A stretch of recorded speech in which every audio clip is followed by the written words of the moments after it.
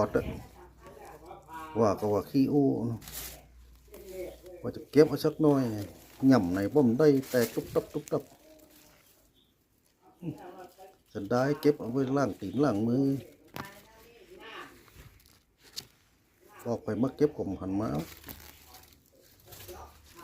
เวลามีอย่าขึ้นหามันใส่ตู้เย็นไว้สักหน่อยดีซ้อนตีนไปได้มันได้หย่ำใส่จะตีเน่าก็เน่า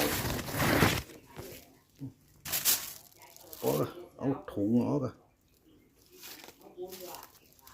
ใครจะเอาหมดก็มาเอาเด้อเดี๋ยวก็จะเน่านี่น้ำยิ้มได้